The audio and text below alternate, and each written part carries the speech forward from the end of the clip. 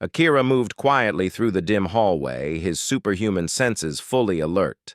He suddenly picked up faint voices coming from a nearby room, so he slipped into the shadows and listened. Inside, the princess was speaking to the king, assuring him that the students were nothing more than clueless children placed in special classes. The king grew more confident after hearing her words. When the king ordered her to begin his plan, the princess left the room. Hidden behind the throne, Akira silently wondered what the king was plotting. He felt he could end the king's life in an instant if he wanted to. The king suddenly sensed a presence behind him and turned around, but saw no one there. Dismissing the feeling, he returned to his work. The next day, Akira ate lunch while staying completely hidden, still observing from the shadows. He wondered whether he should warn the students about the king's plans, but he knew they would never believe him. Nearby, a commotion began as Tsukasa stood up and announced that the king had done them all a great favor by summoning them and granting them powerful abilities. She said they should all work together and repay the king by defeating the demons. The students murmured with excitement, easily convinced by her words. As the students agreed to support their supposed hero, Akira realized they had fallen for the king's lies. After lunch, they left with renewed enthusiasm. Akira quietly slipped away, continuing to watch the king's plan unfold. The king later presented himself proudly as the nation's last defense. Jills, his partner, reminded him to stay humble. Saren then informed the students that their training would begin soon. He explained they would undergo a month of special training before entering a labyrinth to fight monsters. Akira knew the truth. They had no combat experience at all. Despite this, Saren reassured the students that he would teach them.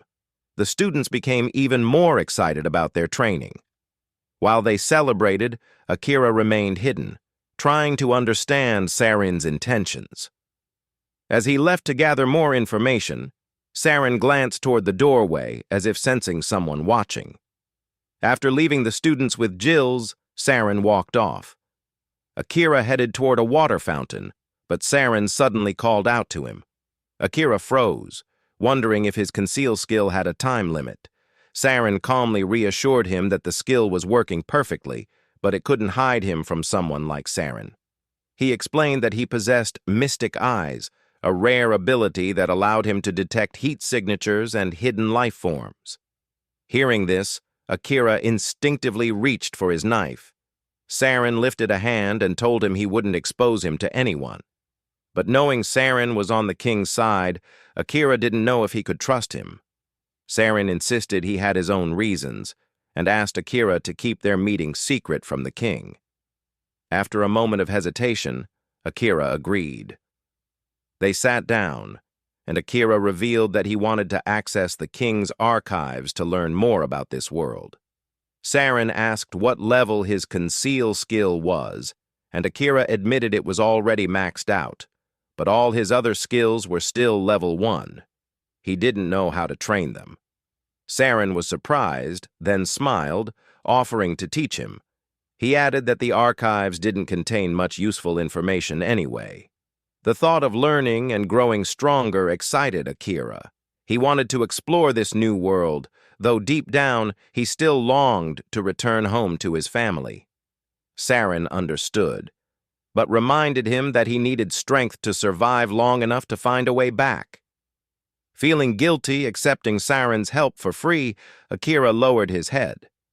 But Saren simply laughed and said Akira could repay him by telling stories from his own world.